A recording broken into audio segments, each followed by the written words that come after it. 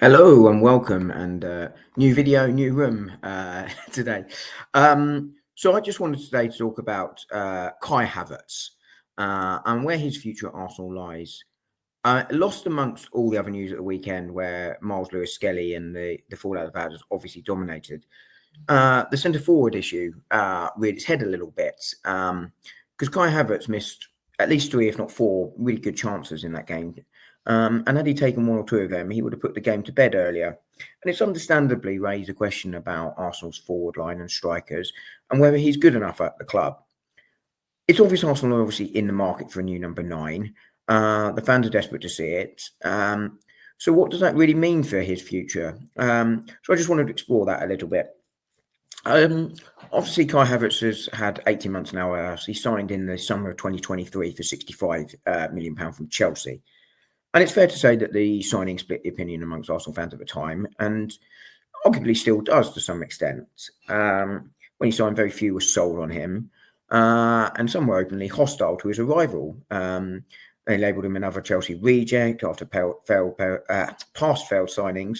You can understand it. Players Gallas and David Luiz and others were probably on people's minds. But in addition to that, barring that winning goal he got for Chelsea in the Champions League, he'd not really done overly well at Chelsea. So I think the scepticism around the signing was to be expected and probably, arguably quite fair, particularly given he was being asked to play a number 8 role in midfield to replace Granit Xhaka, position he wasn't used to playing and hadn't played at Chelsea or at Bayer Leverkusen where he was previously. And things didn't start overly well from him, to be honest, as a number 8. He traditionally, as I mentioned, been a sort of second striker or a false 9. And that number 8 role was unquestionably a real struggle for him. But especially, as I say, replacing Xhaka, who'd had a career year and had been integral to that sort of first championship push that we had in that sort of odd season, really, where it was quite chaotic at Arsenal. He did really well, contributing goals and important play from midfield.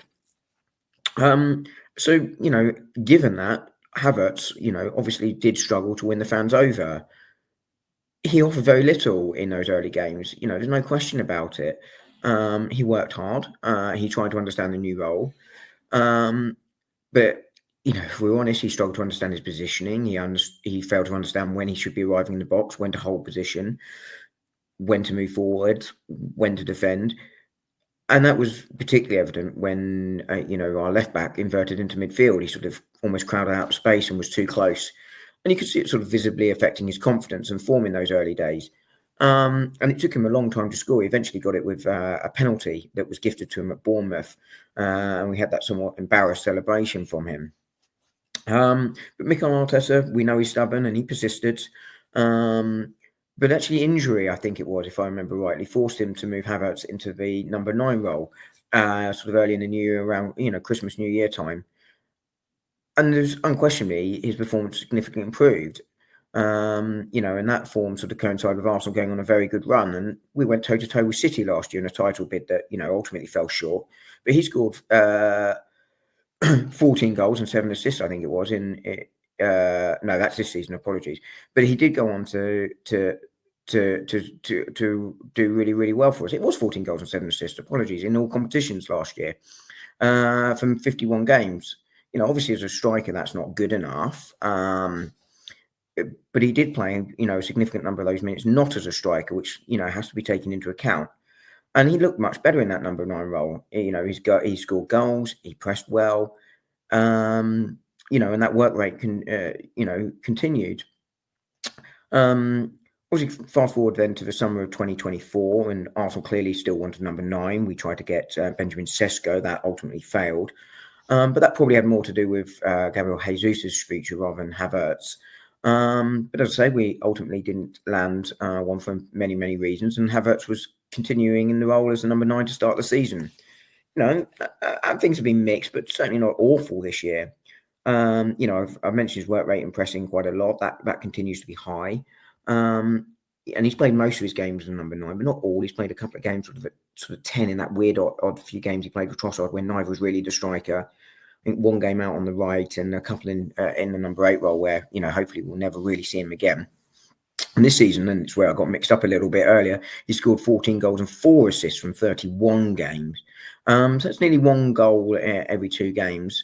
And bearing in mind that some of them weren't as a striker. And that's what you'd expect from a number 9 in the top side.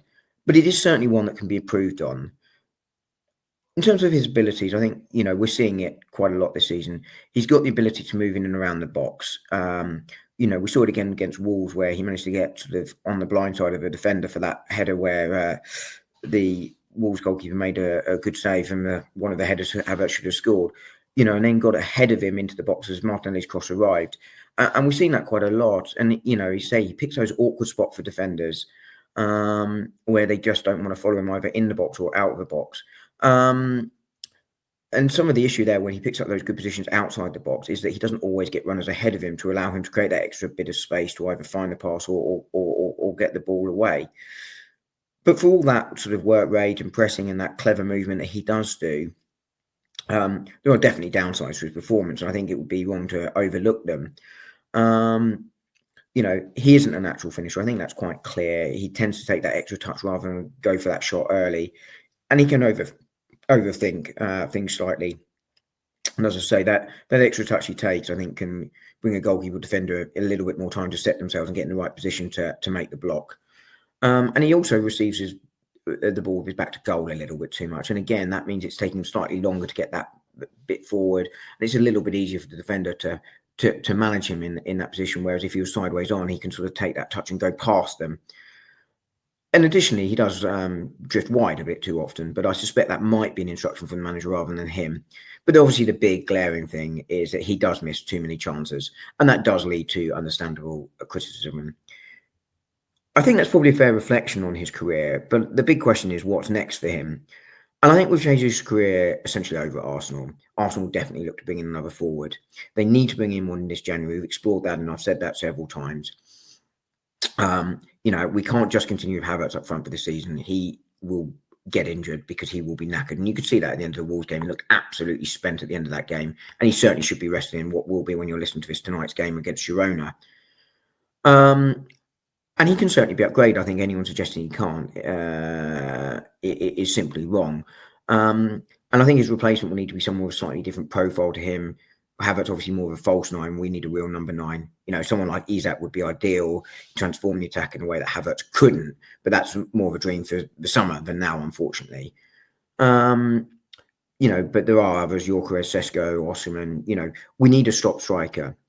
And if one came in, I think that probably diminishes Havertz's role slightly in the team.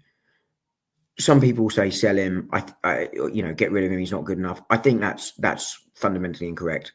I've talked about those goals. They are not bad numbers for a Premier League striker by any means. And I think he offers a lot to the side. And I think people with that, generally speaking, have a bit of, not all, but I think there is a proportion of the fan base that has an anti-Havertz agenda, and they want him to fail, or they want to scapegoat him for everything. And I don't think that's fair. Especially given I think he's a big reason why we stayed in the title race last year with those goals and everything else that came with it. But as I say, a new number 9 means his future probably is as a squad player, which is roughly what I thought he'd be when he signed. I think he'd be a really useful one. I think he's got the obvious ability to play at this level. And I think that energy level will be even more so if he was being used from the bench rather than up front, because I think he'd have more. And he obviously offers you lots of versatile options. And I think that makes him a really, really good squad player, sort of 12th, 13th, 14th guy on the squad. And I think that's a really, really good thing for Arsenal. People say it's costly for a squad player at 65 million, and with his wages, which are not insignificant. But equally, I think that's probably what you pay for a top quality squad player these days. And I think, he'd probably still get 30 odd appearances, even if he wasn't the starting number 9, and you'd expect him to contribute 10, 15 or more goals or assists in a year. And by the way, I actually think he's going to get 20 goals this season, which people said he couldn't do. So I think probably overall it's time for him to get a little bit more respect from segments of the fan base. But as I say, ultimately his future here at Arsenal is going to be as a squad player for us. So that's all I had for tonight. You'll be watching this in the morning. Please like and subscribe to both my channel, Arsenal Domination, and Gooner Gathering. And we will see you soon.